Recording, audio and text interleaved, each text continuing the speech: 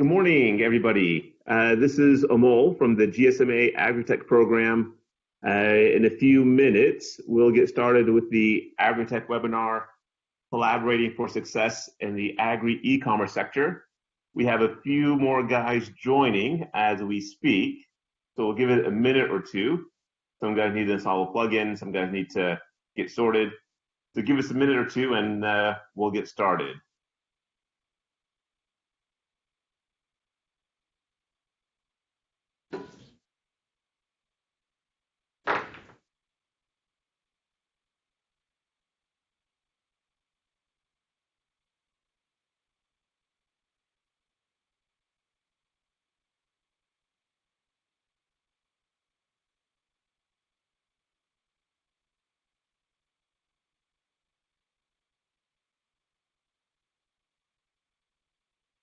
For those of you guys just joining, my name is Amol. This is the AgriTech webinar, Collaborating for Success in the Agri e-commerce sector. We'll get started in just another minute or two. There's a few more guys joining, and hang tight.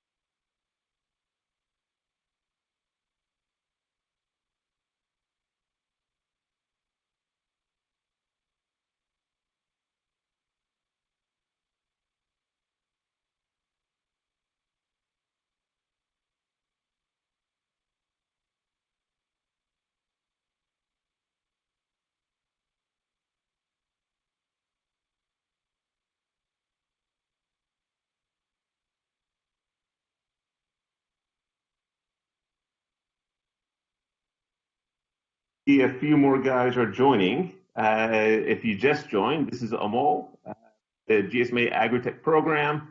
We'll get started in just a minute with a webinar, Collaborating for Success in the Agri e-commerce sector. A few more guys are joining us. We're just getting sorted, so hang tight. I'll get started in just 1 second.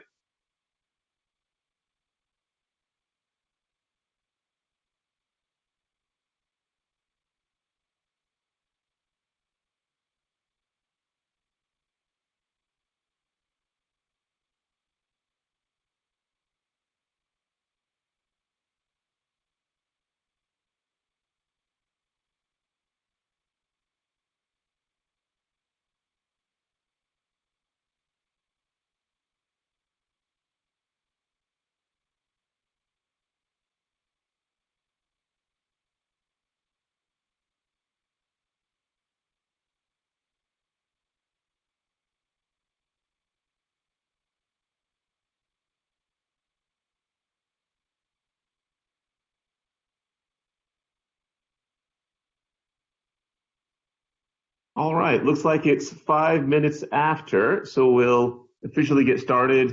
Good morning, good afternoon, good evening, wherever you are. My name is Amol with the GSMA AgriTech program, and we'll start our webinar now on collaborating for success in the agri e-commerce sector. Thank you very much for joining us, wherever you guys are in the world. We have an exciting agenda for the next hour or so. And here is the agenda. All right, here's the agenda that we have.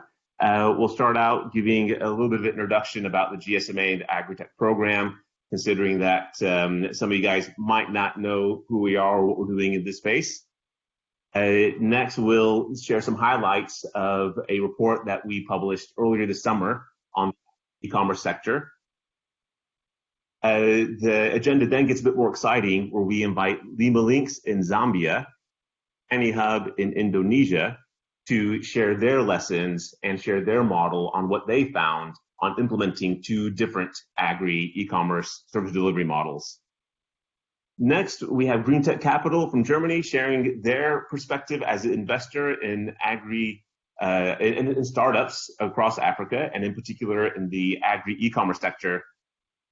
And finally, from our sister program, Mobile Money, they'll be sharing their perspective on how mobile network operators, and in particular the mobile money sector, sees the e-commerce opportunity. We do have 10 minutes or so at the end for Q&A, but please don't wait until the end to ask your question. Right now, you should be able to see on the Blue Jeans participant console a Q&A console at the bottom, or a Q&A text field at the bottom. So at any point during the webinar, please type in your question there, and at the end, we'll try and get through as many of them as we can.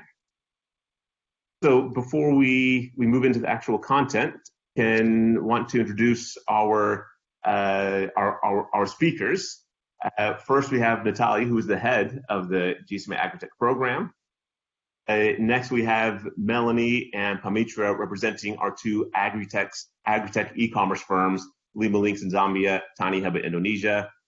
And then from Germany, we have Peter, who's representing GreenTec Capital. And finally, Nika from the GSMA Mobile Money team. Now, I'll invite my colleague, Natalia, if she's on, to give us an overview of the GSMA and M4D, and then introduce our reports. With us, Natalia?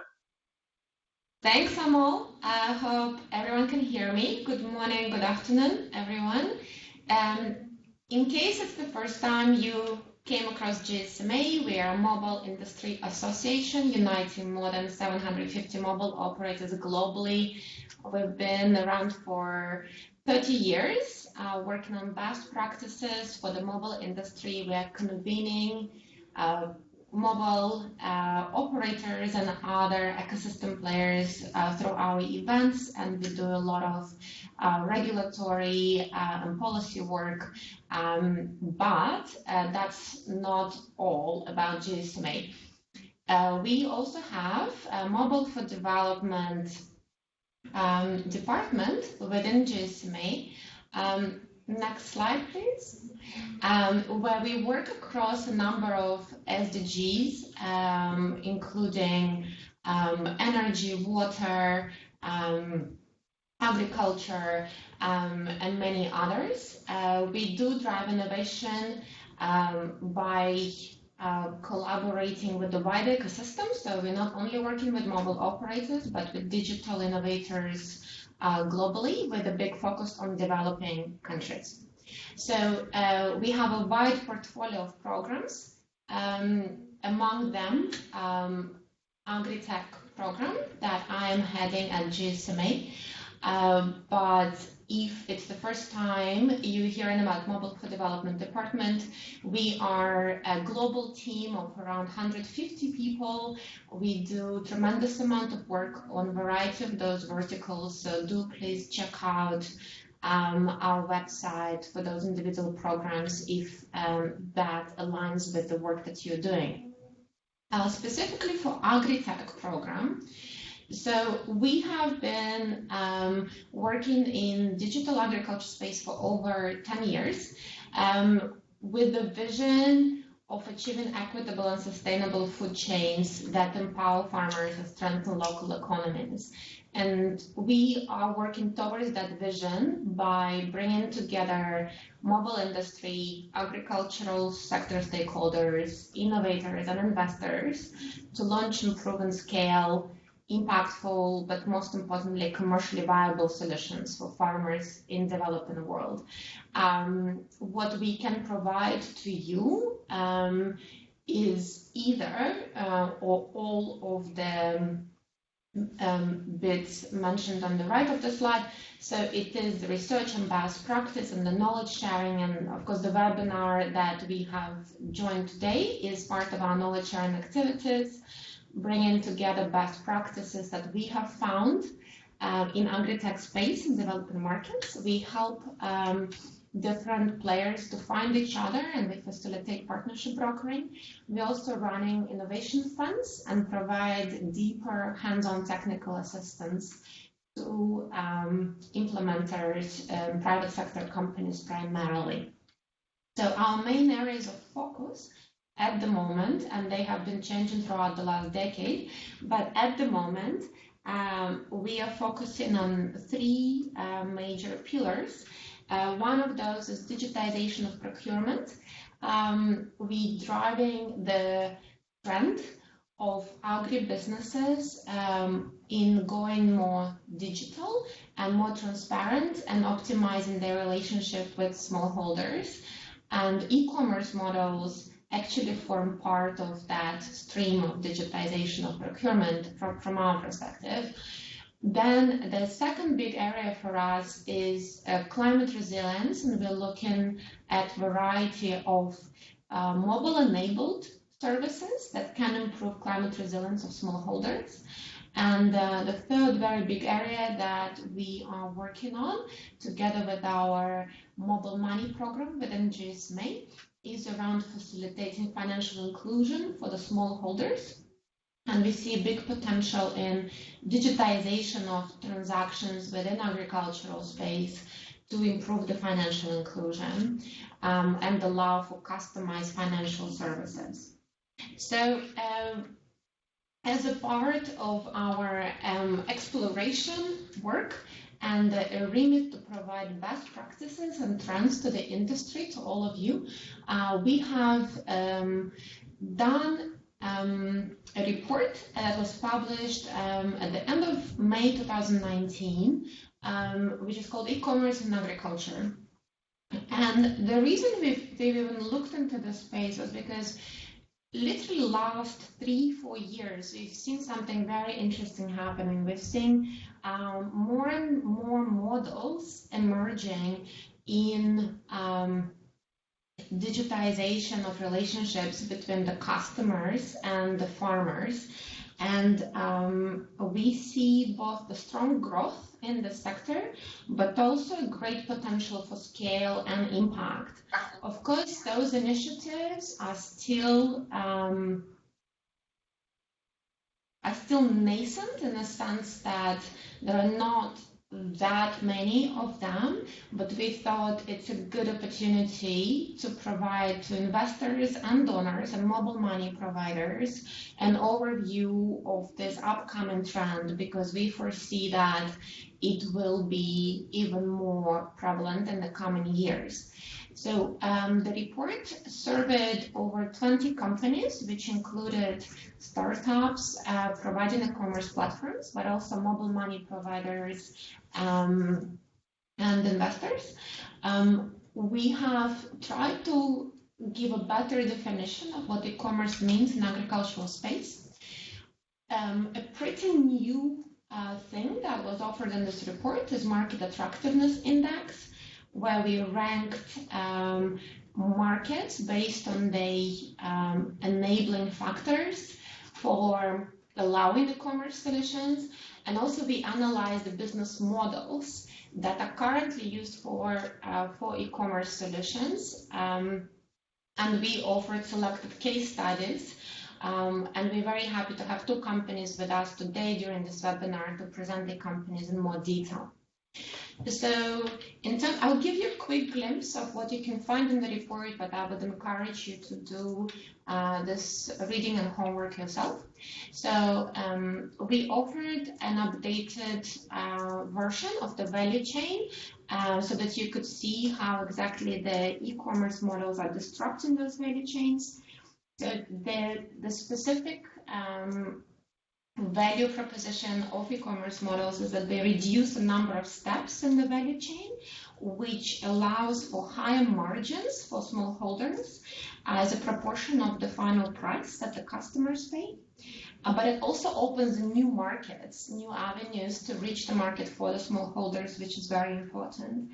Those platforms can connect farmer to a variety of customers. They can connect them to directly to the end consumers, but also to the institutions and businesses. And moreover, they can even connect smallholders to the export buyers, so to international markets. And we have provided a couple of those examples in the report. On the next slide,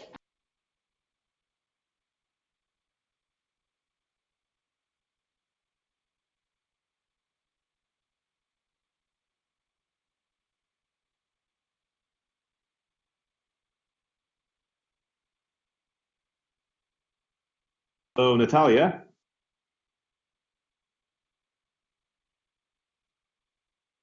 I think we lost you.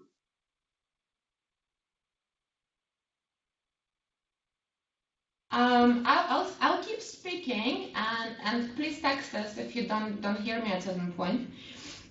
So we have identified 7 factors that make certain markets more enabling for e-commerce solutions.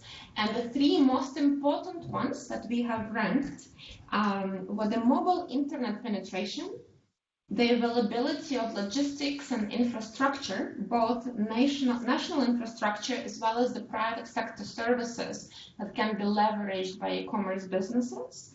And finally, digital payments. An adoption of digital payments allow customers to actively participate in a commerce solution and make certain markets more lucrative than others. So we have seen that Thailand, Indonesia, and Colombia are really emerging at the moment as leaders in e-commerce in agriculture space, with Kenya and Nigeria being very promising markets in sub-Saharan Africa based on those enabling factors. And in the report, we're providing case studies for all the markets where we have, you can see the little numbers marked on that map. So we have case studies for 12 countries, and they go into lots of detail in terms of what exactly the services which these platforms are providing. So on the next slide, a quick overview of operational functions that e-commerce providers undertake. And it is very important to note that e-commerce providers do much more than run the online platform. They require a lot of significant amount of capex and opex, because in developing countries with poor infrastructure, low financial inclusion, and customers being less familiar with the commerce overall, they actually need to both acquire and educate and pre-finance the farmers, as well as take care of marketing, customer service, as well as make sure that logistics and warehousing work. And if this e-commerce platform deals with perishable items, it also needs to provide cold storage and make sure that the quality of the items doesn't go down through the selling process. So on the next slide, you can see that there is a variety of business models that we have explored. There are 5 levels of those, depending on how many functions the e-commerce player picks up. The capital intensity of such model increases. So it is more and more expensive to run e-commerce business and requires more and more investments. But having said that, we have found very few companies which are successful at the lowest levels of capital intensity. And the most successful companies, they tend to be on the higher end of the spectrum, meaning that they have much higher control of the logistics, the movement of the goods and the produce, and the relationships with both the buyers and the farmers. And it is, of course, very important for such companies to have understanding and patient investors who do appreciate the amount of capex and opex such models require to be to guarantee certain level of quality and customer satisfaction. So on the next slide, we have provided a number of recommendations for smallholders for mobile operators in terms of how they can participate in such models. The most important takeaway is that we have seen that digital solutions in the commerce space allow a fantastic getaway for financial inclusion, both in terms of digitizing payments that happen through the e-commerce platforms, but also for the future use of the records of the farmers that sell their produce and receive the payments. So the role of digital payments is absolutely critical for e-commerce uptake and future success. While for the mobile money providers, including mobile operators, there are a couple of options on how they can play in the space. We see that the majority of them are considering partnerships rather than developing their own solutions because they usually lack understanding of agriculture or experience in logistics. However, we do see a couple of mobile operators even trying their own models, such as Safaricom in Kenya with the Masoko platform. And we as GSMA would like to play a more active role in building the partnerships between mobile money providers and emerging e-commerce players. So I will stop right here and hand over back to Amol and to our next speaker, who will speak about what it means to run an e-commerce platform on the ground. Yeah, thank you, Natalia, for that macro high-level overview. Next, we got Melanie from Zambia. Melanie, you with us? I am indeed. Hello to everybody. Hi, thank you, Melanie. So Melanie's going to share a specific or share lessons and their key findings from implementing one of the e-commerce models. Go ahead, Melanie. Thank you very much. Absolute pleasure to be with everybody this morning or this afternoon, depending on where you are in the world. I'm waiting on the slide coming up. What I'm going to do is walk you through our model and talk a little bit about the considerations and from there the pros and cons of the model and where we got to where we are. While I wait for the slide to come up, a very brief introduction to Lima Links. It's a company based in Zambia. And we've developed a farmer platform where farmers can dial in and view a number of services there, including live market prices, suppliers of inputs, products and equipment, and also commodity prices. And this is part of our evolution. Our next stage is to indeed introduce an e-commerce model. And what I present on this morning is on the supply chain side. So where farmers are able to order and buy using an e-commerce retail model, inputs that they need for production. We are going to progress these elements of this model on the aggregation side, but certainly with this presentation is specific to the supply side and how we can link farmers with input suppliers. I'm not seeing my model slide at the moment, and I'd like to be able to move into being able to walk you through the model. Here we go, just like that. So let me quickly jump in. Go ahead, Samari. Yes, sorry, Melanie, it's showing. Yeah, great. No problem, no problem. So the model works like this. We've called it, branded it Lima Supplies. The farmer dials in on a USSD-based platform and dials in there and makes an order and pays for his agricultural inputs. They select product quantity, they pick a location, and that will be defined with suppliers, and they select buy now. They're presented with a choice of payment options, and from there they pay Lima Links directly using mobile money. The order is received onto our platform, and we receive payment and less the mobile money fee, which is taken to source. Farmers then receive an agreed quotation order via Lima Links SMS, and farmers respond to Lima Links SMS to confirm that order. Once the payment's done, Lima Links advises the farmer again to pay that payments received and the orders being processed. And at the same time, we're pushing that confirmation of that order over to the supplier via our dashboard, which interlinks with the supplier. And the supplier is able to see, get their payment, see that that order is confirmed on their dashboard on their side.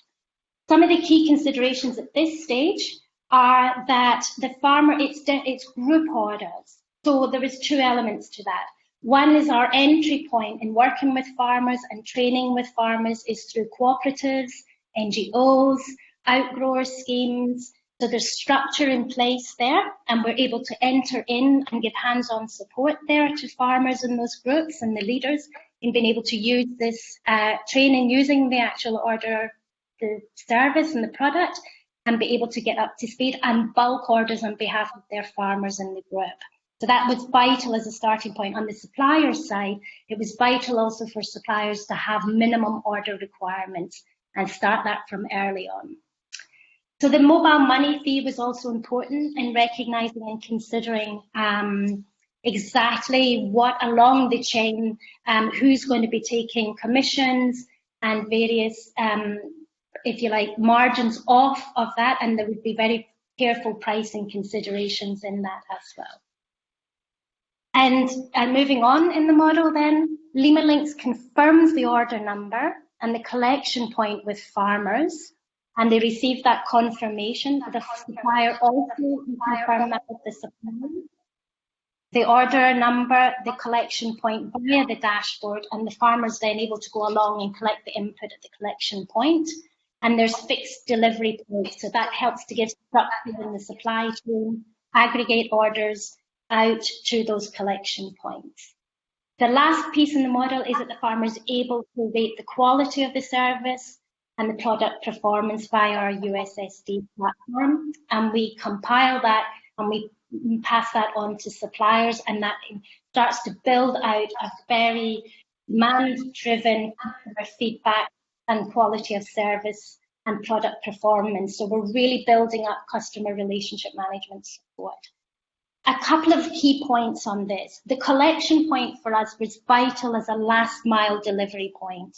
And it was where we really wanted to invest in those last mile points. They're already existing. There are already good relationships between the farmer and those collection points, and we wanted to invest in those and build up their capacity to be also intakers of orders as well as the out point in terms of delivery of order. Last slide, please.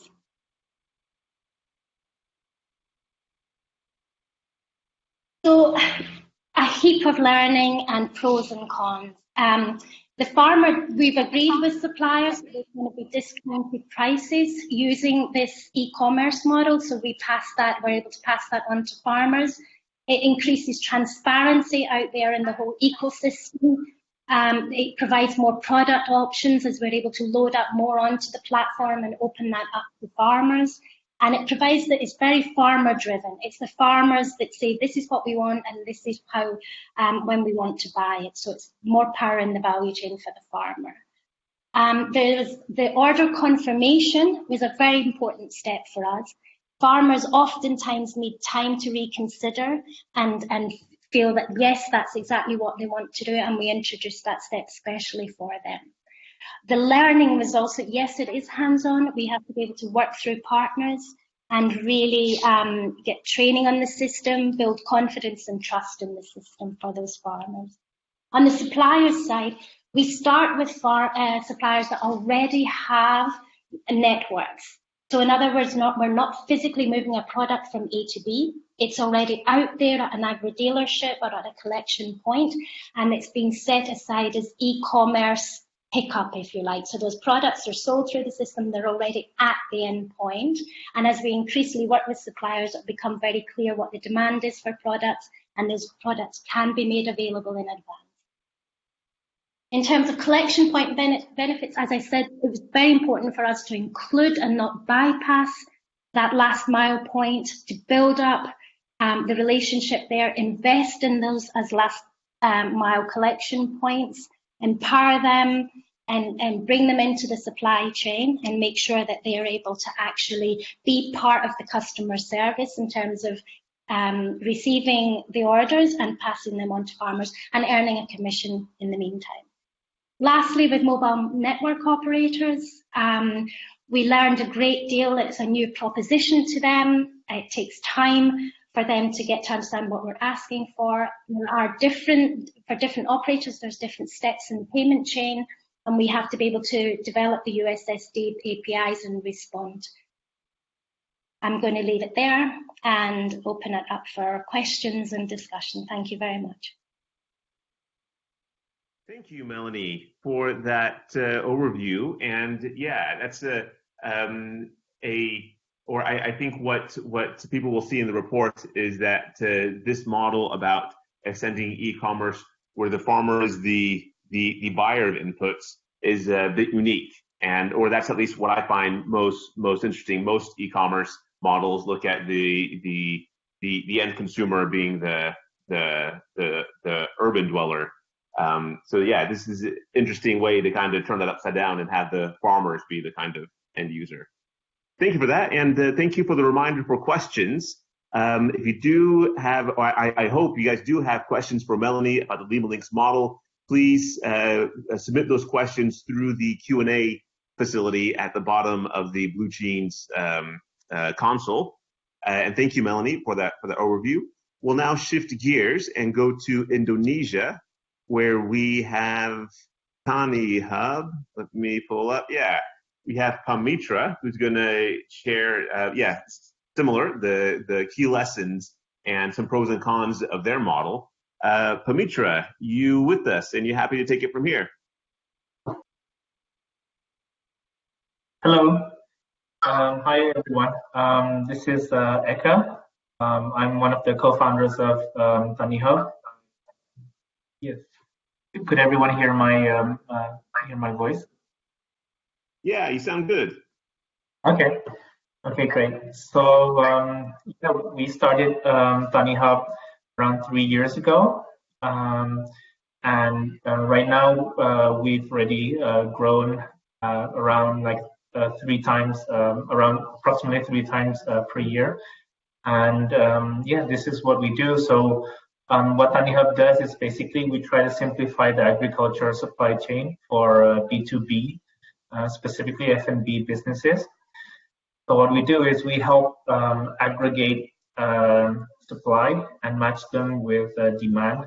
So we help groups of farmers since they produce in tons, and meanwhile the B2Bs buy in kilograms. So what we do is we aggregate them.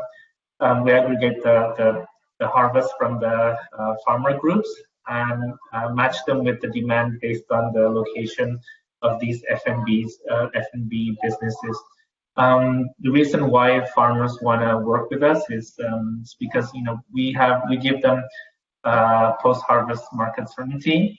Our payments are faster, so within 3 to 5 days, we give them the payment, and our prices are fair because we only take a specific margin based on the average price of the demand.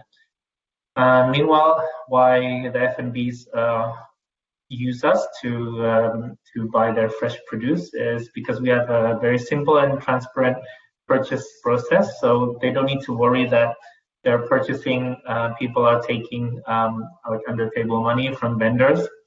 And these F&Bs, they don't need to they don't need to wake up early at 4 a.m. and go to the wet market, but they can just order the day before and then have the items delivered first thing in the morning around 6 to 8 a.m.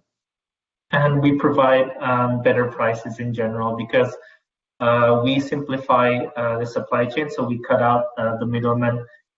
Hence, we can give like a better pricing to these F&Bs. Next.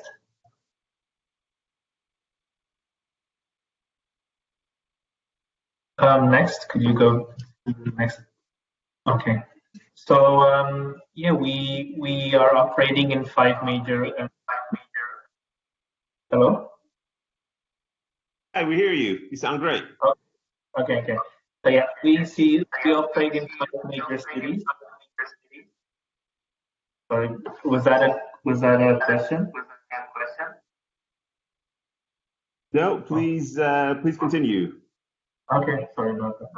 So we operate in 5 major cities, and we work with approximately 1,751 farmer groups. So one group consists of approximately 30 to 50 members. We have 926 SKUs. They're all like ranging from like fruit up to like dairy goods and spices, something like that. So we're still operating locally. The major concentration is still in Java because Java is the major agriculture producer and the most concentrated island in Indonesia. Next.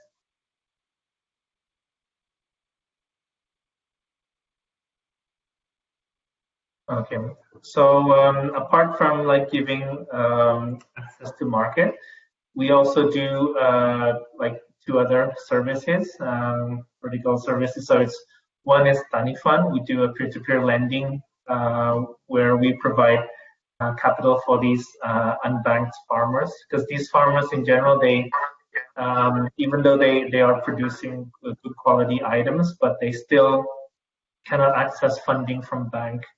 So what we do is like, since we want to build a really good relationship with these vendors, so we provide them the financing they need so that they can like plant more or even like buy better quality inputs so that their grade A percentage increases and they can receive more value from their crops. And TaniFund, we work mostly with the farmers that already have a good reputation in TaniHub. So this reputation is built based on like their trading history with TaniHub. So not all farmers are honest, but like for those who are honest, who always keep a high SLA also performance, and we give them a higher score and a better chance to get funding from TaniFund. We can fund up to $180,000 per group. This is not for individual, and we do profit sharing where TaniFund takes a 20% cut out of the profit. We do work with third-party credit insurance, but we're also like thinking about doing crop insurance in the future, but we haven't done that yet. And in TaniFund, we the partners that we work with, they have their overall income increased by 120% because first of all they have higher value from the crops because they can buy better inputs, and second, they can increase their production capacity, and third, they don't need to borrow anymore from like loan sharks, so that they have an overall, they don't need to pay high interest rates. They have market guarantee, so because 100% of the harvest is absorbed by TaniHub, and going to the banks, it takes a few months to get the funds. But meanwhile, in TaniFund, we usually can fundraise within like 2 or 3 days. And we have another service which is Tani Grower. We help these farmers, get the best out of their farm. So we give them tips on like how to increase their grade A products. We also give them like things, also knowledge on like when is the best time to plant this kind of commodity, and what commodities are going to be at a higher price in the next few months, because we have data on the demand, so we can give that information to the farmers who are in our membership. Next.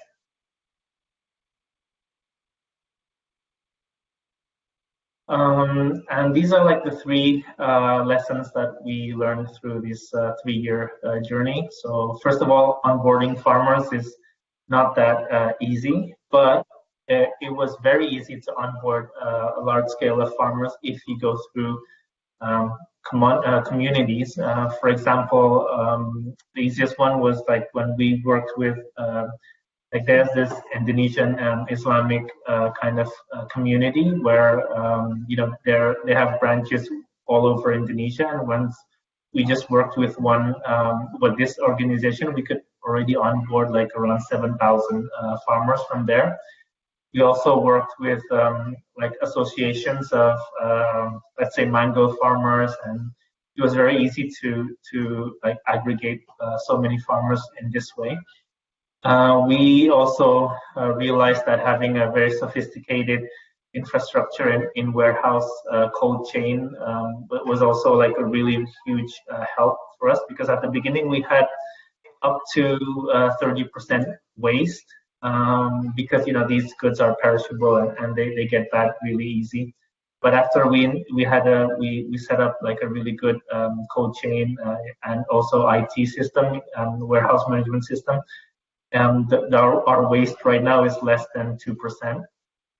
And to work with farmers and also buyers, the certainty of market and payment is always above like the prices. So for the farmers, they don't really care much about.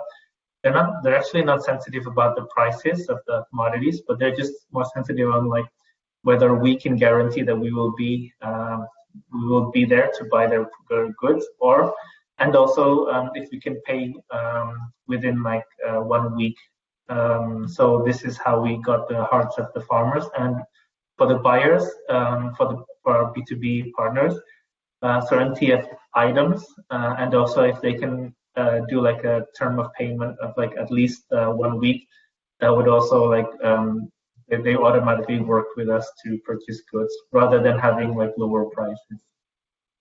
So next, I think that's the end of my slides. If you have any questions, please ask me, or you can email me too. Okay, thank you. Thank you, Pamitra.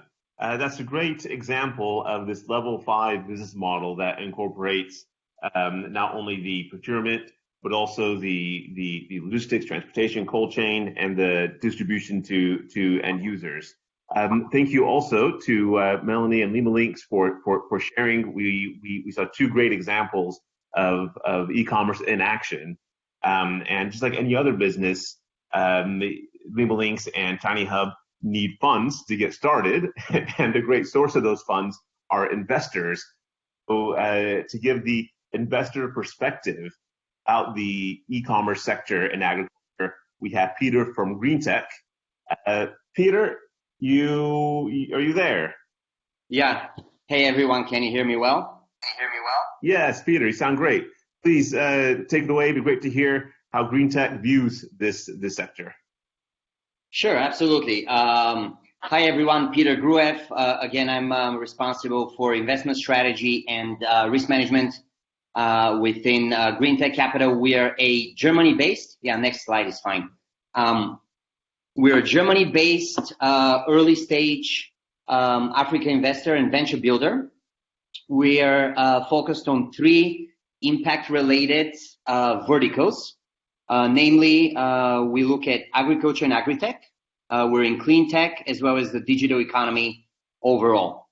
Historically, over the past 4+ years, we now have 18+ investees, and we focus on some of the larger sub-Saharan Africa markets. So we're in Nigeria, we're in Cote d'Ivoire, Kenya, and we're expanding our focus, and we're looking at more things in Zambia, Tanzania. So it's all fairly exciting stuff for us as the overall venture capital market. It feels like it's really barely starting to get going in Africa, and it's a fairly exciting moment to operate within that space. And I think a lot of the learnings we have here from the past few years are definitely applicable within the general kind of emerging markets. I think a lot of our investees face similar challenges to startups in India, Southeast Asia, Latin America.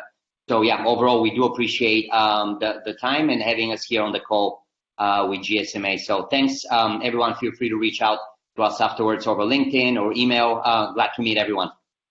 Briefly, what we focus on, in addition to investing, we try to help companies to escape the valley of debt. We think that's our best focus, as most of you within the early stage, working on pilots and pushing out your MVPs.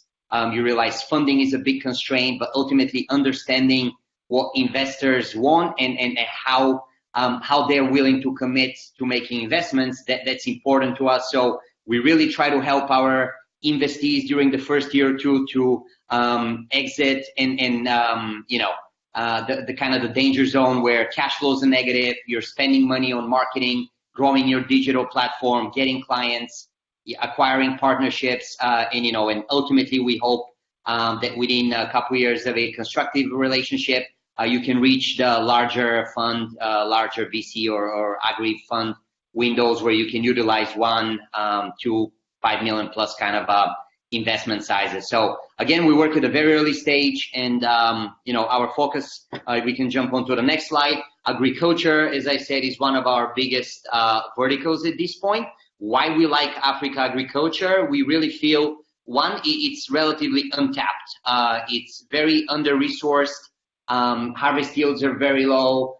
So from that standpoint, any improvements in technology, machinery, know-how greatly appreciates the value as an early equity investor. Second of all, the market is extremely fastly growing. There's political support towards import substitution away from importing food and effectively mandating local governments, local regions to grow their food and food processing, etc. So a lot of investment is going towards agriculture, and we want to be part of that. Lastly, and most importantly, digital and mobile technologies are greatly enabling scale, and therefore this is the biggest part we get excited on, is the ability to capitalize and monetize on some of these great innovative ideas that are coming out of Africa. For example, digital payments and mobile wallets, to give you a sense. I mean, in Ghana, just to give you a sense, it's a 3 times smaller population than Germany, and there are actually 4 times larger mobile wallet, mobile money transfer and transactions than in Germany, right? I mean, that's impressive, and that's the stuff that really gets us excited about innovation and its application within agriculture. Next slide, please. So what we have focused on here, so here's just a sprinkle of some of the agri-tech and related businesses we've worked with over the past 4 years. So we've worked with quite a few e-commerce platforms that work with smallholder farmers. We try to address companies working in the different supply chain verticals, commodity traders, logistic providers, forestry and processing. And certainly we're also very excited about different data analytics and microfinance applications as they relate to, working with smallholder farmers or cooperatives, etc. So over the past 4 years, I think some of the early lessons learned and certainly recommendations, I think for similar platforms that operate in agriculture are specifically, related to, first and foremost, investors want to understand how you monetize your idea. So for example, agriculture, what's hard about agriculture is a digital platform. You can create an app, you can have a few very savvy software guys push out an application, you get 1,000 downloads, you connect with a few smallholder farmers remotely, but again, the main challenge is in the next step of your business, you need to grow physical infrastructure. If your model is based on interaction, trading, any physical or supply chain related activities, you need to start worrying about building that out as early as you can within the early stages of your business model. Otherwise, basically you fail. To give you a few examples, obviously, we've seen early stage e-commerce platforms addressing, last mile. So for example, connecting smallholder farmers and selling produce to larger markets in the urban areas. Well, for example, these guys actually started doing really well when they traded commodities, non-perishables. It worked well, and then they tried with tomatoes. Well, tomatoes, they had over 30 or 40% losses.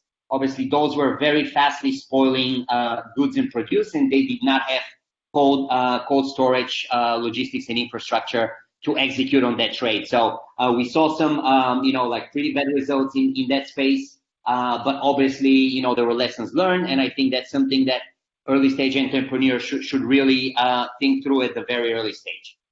Off-takers, who buys your product, that's also extremely important. We worked with a couple of very talented, slick, good-looking digital apps and platforms, but ultimately within just within less than a year, they kind of fizzled out.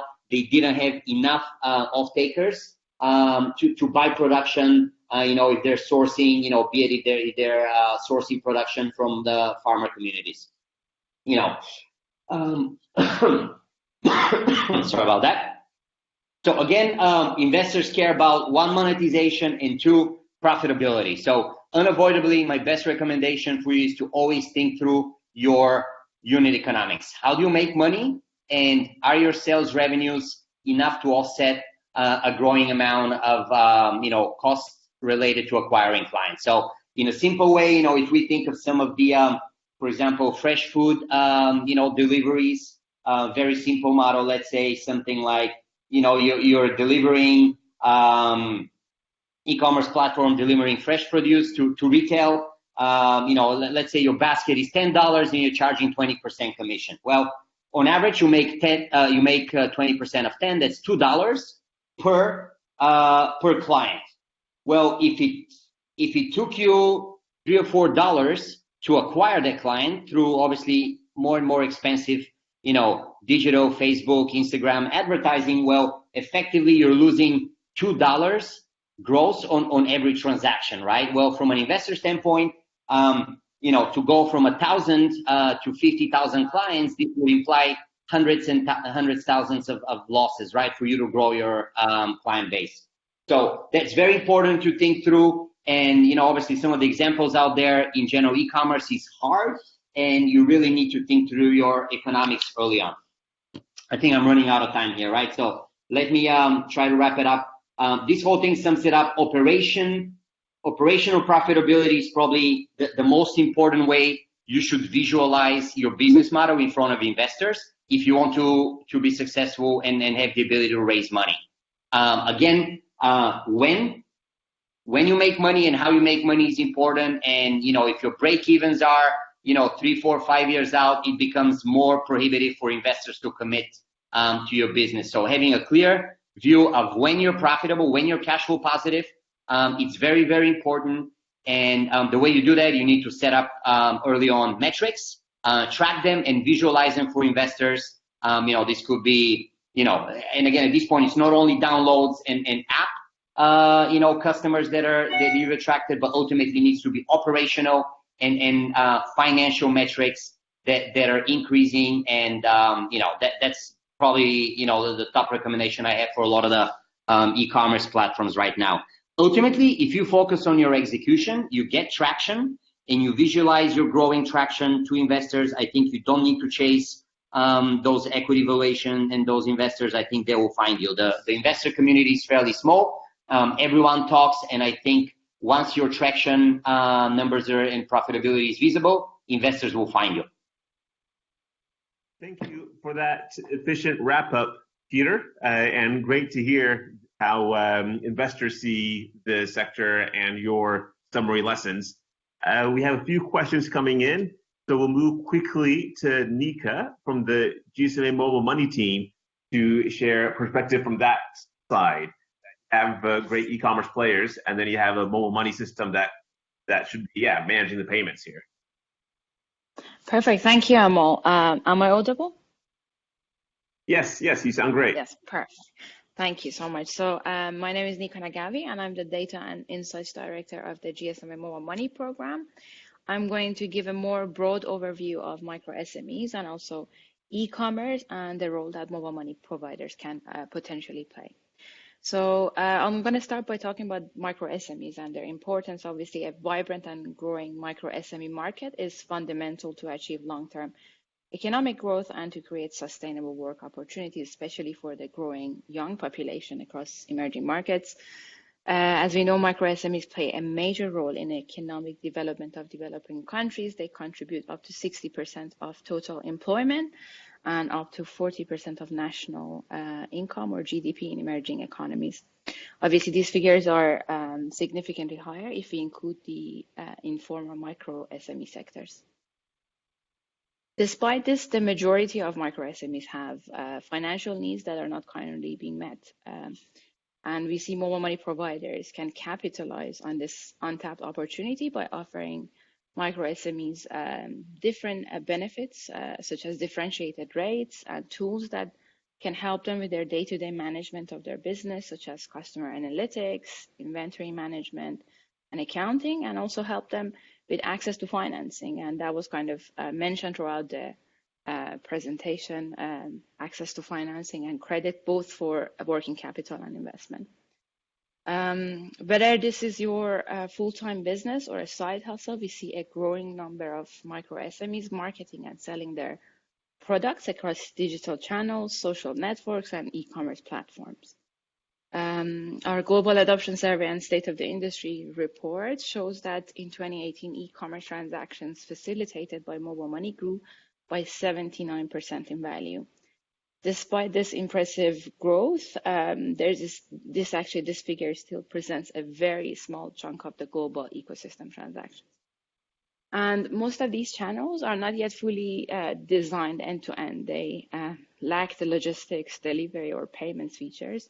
And as Natalia was talking about the index and looking at the logistic and infrastructure of a country, digital financial services available in the country, and so on. So a lot of these channels and options are not yet end-to-end designed to include all of the features. And we see both merchants and customers try to eliminate existing frictions in their journey. For instance, a lot of them do not have an integrated payment mechanism, or even when there is an integrated payment mechanism in place, lack of consumer trust and merchant trust is a big barrier for the uptake of e-commerce. We see majority of transactions between sellers and buyers taking place off the platform through either cash on delivery or a P2P mobile money transaction. We can go to the next slide. So we see a huge opportunity for mobile money providers to remove some of the pain points for buyers and sellers by providing them a seamless experience and ultimately bringing the offline transactions to the online world. So MNOs have a number of assets that can be leveraged for e-commerce. You can see the full list on the slide. I'm not going to go through all of them, but I'm going to touch upon two of the key assets that is most relevant for e-commerce. So the first one I want to talk about is agent distribution network. There are 6.6 million registered agents globally who are onboarding, supporting, and educating millions of customers on a daily basis. Again, our State of the Industry report showed that in 2018, $136 billion were digitized by mobile money agents globally. And this is a very impressive figure because it's equivalent to more than twice the overall value of international remittances flows to Africa. And obviously, this large and widespread agent distribution network allows mobile money providers to become a very valuable logistic partner and support the timely delivery of goods. So, for instance, the order and pickup model can be used to order, pay, and pick up and return goods at the agent outlets. Obviously, agents can also help with onboarding and educating customers about e-commerce products and carrying out transactions. And the other asset that we see that is quite relevant and is very linked to one of the key barriers for the uptake of e-commerce across emerging markets is trusted brand and reputations that operators have.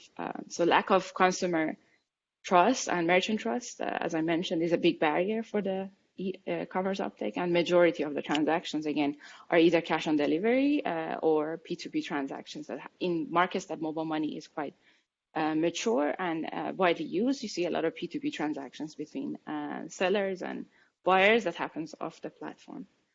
So for instance, the brand reputation, if you look at Africa, majority of MNO groups are in the top 20 most admired brands in Africa, such as MTN, Airtel, and Vodafone and Safaricom.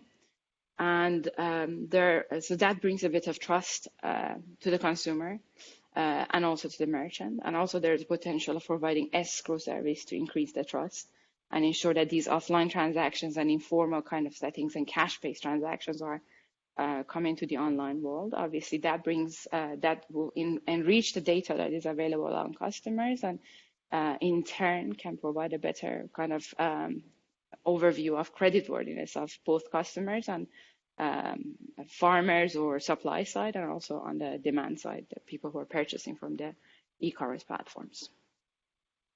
So you can go to the next slide. There's a huge potential for MNOs, as we mentioned, in the e-commerce sector, but it's key to first understand the market dynamics. And that is quite important because you want to understand who's the potential customer that you want to serve. Are you focusing on the merchant side, or on the supply side, or on the demand side? And what are their spending and buying habits that are in the market? Are e-commerce and social commerce already developed in the country? So we see even social commerce getting bigger than e-commerce in a lot of markets that we work in, and a lot of people who are either doing a side hustle are using social channels to sell, or a lot of people who this is their full-time business are looking at social channels to sell their products and market them. And what kind of products could you currently sell online? And what are the main challenges and pain points and frictions in an online customer experience? And I think the second very important step is to define a concrete value proposition. So what is this pain point or friction that you want to resolve, and who do you want to target, and what features and solutions do you want to prioritize? And also the third step is leveraging your assets and fostering partnerships that you have already in the market. So focusing on what is your operational model. So which assets can you already leverage? Is it your mobile money asset? Is it your marketing through your strong brand, or is it your agent distribution network? And who can you partner with to offering some of the missing blocks? So for instance, in a lot of markets, we see delivery mechanism and third-party logistics being in place. Can you partner and offer a seamless experience, or do you want to build that on your own? So that is something that they need to focus on. And going to the last slide. So basically platforms, big platforms such as WeChat, Facebook, and Paytm, they started offering one specific feature and then expanded from there. So therefore, the best approach is to prioritize one feature and solution at a time and then build it from there. Also, when certain features are not easy to implement and it's not in your DNA of your business, and there's a third-party provider already in the market, it's better to focus on building and fostering partnerships. So this basically diagram that you see on this slide shows how you should think about different features, whether it's easy to implement, what is the impact and potential impact, and whether you already have that kind of expertise internally at the MNO, or do you want to venture out and partner with a third party? Thank you for listening. I know we're running out of time, so I tried to summarize it and be quick. I'm handing over back to Amol. Thank you very much, Nika, for that rapid overview. You're right. We are 3 minutes over time, but hopefully you guys can stick with us for a question, maybe two. Natalia, how are the questions looking? We have way too many for the amount of time that we have, and probably we should post some of the answers to those questions in the blog after the webinar. That might be a good summary because we didn't expect such a lively discussion. So we have at least 5 questions for Lima Links, at least 5 questions for TaniHub, few questions for Peter. So I will ask one question to start with, which is common for both Lima Links and TaniHub and came from several participants, which is what is the biggest challenge, one single biggest challenge that you guys are facing when running your e-commerce business? And if you were to expand on that, where do you see the donor role in supporting you? So whoever wants to go first, between Melanie or Hamida. But not both at once. Category, Ma'am. Yeah. Go ahead. Hello. Yeah. So for us, the biggest challenge so far, I mean, I've been trying to answer the questions on the Q&A. But basically, it's always like operation-wise, which is probably the warehousing. You're getting the right, because we have so many SKUs, and every SKU has their own kind of way of handling. So this has been like a really big challenge for us. We're still learning from like the best practices from other countries. So if donors can come and like, give us trainings on how to handle like different types of SKUs, and also what's the best way of operating the warehouses and packing houses. So we have packing houses for the farmers to drop off their goods so that we can grade them before we send it to our warehouse for distributing to our customers. So, finding the best way to minimize waste, and also the most fastest, most efficient way is actually something really great for us. Another big challenge is also getting the farmers, getting quality farmers, as in like how to get them on board, how to scale up in like teaching other farmers how to improve on their farming practices. Yeah, those are like the challenges which we're biggest challenges that we're facing so far. Yeah. Melanie, what do you think? What have you guys found?